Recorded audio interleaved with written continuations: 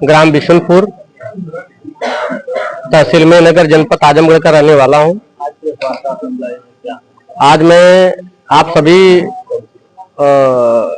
Press बंधुओं को इसलिए बुलाया हूं कि मैंने एक बयान दिया था जिलाधिकारी कार्यालय पे लाल बिहारी यादव, नेता प्रतिपक्ष समाजवादी पार्टी के विरुद्ध, जिसमें उन्होंने उसका पलटवार करते हुए अपने को बेबुनियादी आरोप से बाहर बताया।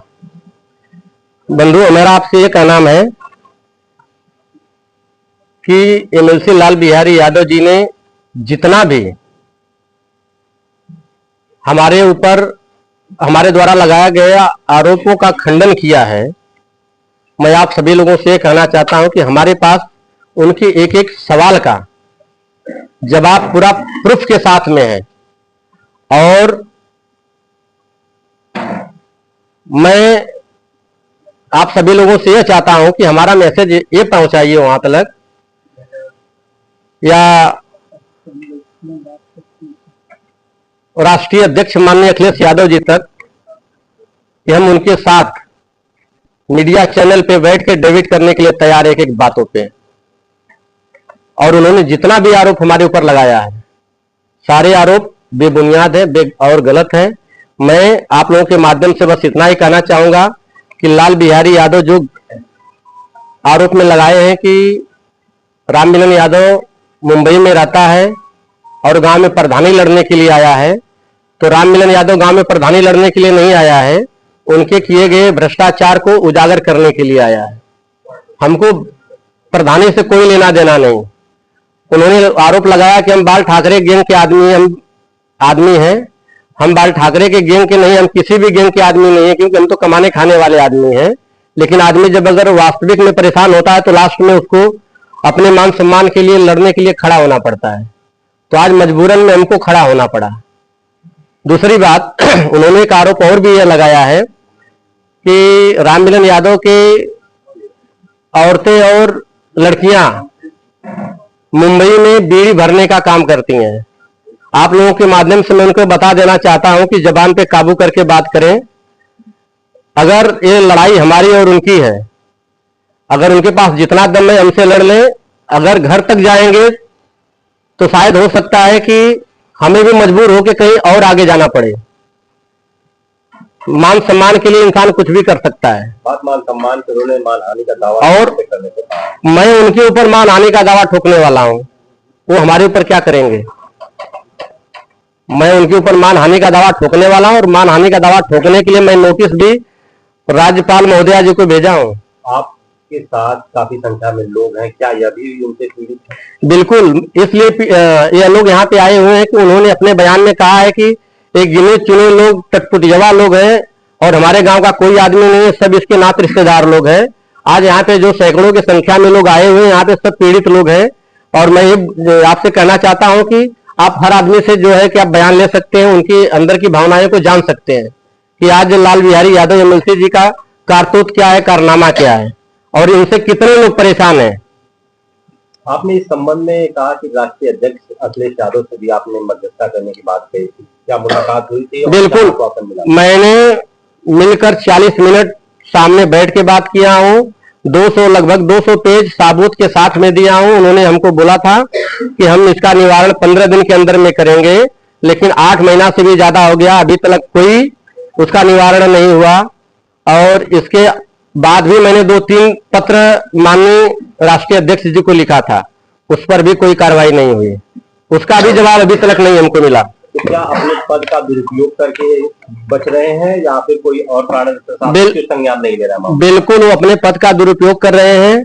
और मैं आज भी माननीय मुख्यमंत्री जी से और माननीय अध्यक्ष अखिलेश यादव जी से बोलूंगा कि इनको नेता प्रतिपक्ष से जल्द हटाया जाए, ताकि इनके ऊपर पूरी कार्रवाई हो सके। कितनी जमीन का मामला है और कितनी लगभग लागत है? नहीं, अभी तो जो हम लोग की जो हमारी जो पर्सनल जमीन है, ये तो कम से कम 35-40 करोड़ की जमीन थी, जिसके खिलाफ में मैंने इनको शुरुआती से आरोप लगाया था। लेकिन मैं तो पहले अपने को ही समझता था कि हमारी जमीन को कब्जा कर रहे हैं, लेकिन बाद में पता चला कि हमारे जमीन के साथ साथ में कई मौजा की जमीन को कब्जा कर रहे हैं। तो कितने लोग प्रभावित हैं? हाँ, अभी आज की तारीख में हम लोग 10-12 लोग हैं जी। तो आप चैलेंज कर रहे हैं? हम आज भी चैलेंज कर रहे हैं।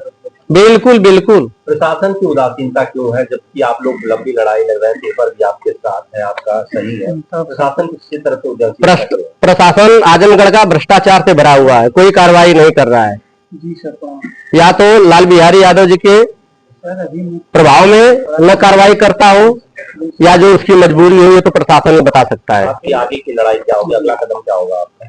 अब तो ये निवेदन दिए हैं, ज्ञापन भी दिए हैं, मुख्यमंत्री जी को भी दिए हैं और ये जिलाधिकारी महोदय को भी दिए हैं, लेकिन हमको जिलाधिकारी महोदय से आश्वासन ऐसा लग रहा है कि इस बार कुछ न कुछ कार्रवाई जरूर होगी। आप लोगों द्वारा जो है लगभग 75 एप्लीकेशन दिए गए हैं राज्यपाल, मुख्यमंत्री, गृह मंत्री, प्रधानमंत्री को, तो उस पे तो उनका कहना था कि हमें रिपोर्ट लिख दी है। लाल बिहारी यादव जी झूठे आदमी है, 75 नहीं 300 से भी ज्यादा एप्लीकेशन में दिया होगा। न्याय नहीं मिला आपको? शायद उनको जानकारी नहीं होगी, उनकी मीडिया कमजोर है, तो न्याय नहीं मिला आपका? नहीं मिला न्याय। और जब जांच होती है तो थोड़ा से जांच चालू होती है तो अधिकारी को ट्रांसफर हो जाता है, दूसरा अधिकारी आ जाता है, फिर हमारा जांच वही का वही रह जाता है। जी सिस्टम से परेशान। 5 मिनट। सिंह, जिलाध्यक्ष आजाद अधिकार सेना आजमगढ़। क्या मामला है आप लोग के साथ? हमारी पार्टी आजाद अधिकार सेना, हमारे राष्ट्रीय अध्यक्ष अमिताभ ठाकुर जी हैं, जिनकी लड़ाई है अन्याय, अत्याचार और भ्रष्टाचार के खिलाफ। एक ग्रामीण करता रोशनपुर, कुशमुलिया, बिशुनपुरा मठिया के आए हुए हैं। इन्होंने सारे साक्ष्य दिखाए और सारे साक्ष्य दिखाकर इस लड़ाई को और लाल बिहारी यादव एमएलसी नेता प्रतिपक्ष से उनके जंगल राज, उनके भ्रष्टाचार से मुक्त होने के लिए हम लोग ने मिलकर एक लड़ाई लड़ने की योजना बनाई।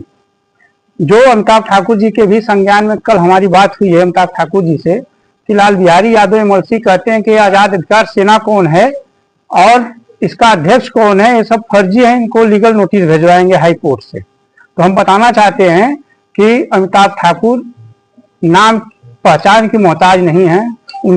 मुलायम सिंह यादव से 2015 में ही उनका विवाद हुआ था इनकी निष्पक्षता, ईमानदारी को लेकर। रोशनपुर ग्राम सभा की करीब करीब 20 एकड़ जमीन जंगल खाते की भूमि 399 और शायद 666 मिल जुमला नंबर है, इसको इन्होंने सिरदारी अपने नाम चकबंदी अधिकारियों को मिलाकर करा ली थी, जिसका पेज 991 में वर्णित है कि चकबंदी अधिकारी को सिरदारी दर्ज करने का कोई अधिकार नहीं है। चंद्रभूषण सिंह जिलाधिकारी वर्तमान में रहे हैं, उनका आदेश था और उसी के एवंस में हाई कोर्ट गए थे। हाई कोर्ट से लेके आए थे कि इसकी यथास्थिति बरकरार रखी जाए। उसके बाद 2018 में इसने जंगल खाते की भूमि को अपने लड़कों, अपने भाई के नाम कर दिया। आज भी मामला विचाराधीन है उसमें और यह अपने प्रभाव से उसको रुकवाया हुआ है, उसमें कोई निर्णय नहीं होने दे रहा है। 3 एयर का जो मामला आ रहा है कि हमारे ऊपर केवल 3 एयर का मामला है, तो तहसील में नगर का भी पोस्टमार्टम हो जाए। जितनी शिकायतें हैं राजस्व विभाग की, खेलकूद का मैदान, खाद का गड्ढा, ऊसर, भीटा, उसमें तहसील के अधिकारी परोक्ष रूप से भूमाफियाओं को लाभ देने के लिए 3 एयर से लेकर 2 एयर तक का मुकदमा करते हैं, जबकि कब्जा निर्माण पूरे भूभाग पे रहता है। डीएम साहब के नेतृत्व में अगर सीमांकन करा दिया जाए या उनकी निगरानी में करा दिया जाए तो इनके 3 एयर जो 67 एक का मुकदमा, उसकी पोल खुल जाएगी। हालिया समय में आपने कोई प्रार्थना पत्र जिलाधिकारी को दिया या कोई जांच आपने कराने का मांग की है? अभी हम लोग ने 9 तारीख को दिया है और उसको देख रहे हैं कि उसमें क्या हो रहा है। भ्रष्टाचार की आप इतनी बड़ी बात कर रहे हैं, हर जगह भ्रष्टाचार है, शुरू से लेकर आपने जो बताया, तो कैसे ये लड़ाई लड़ेंगे?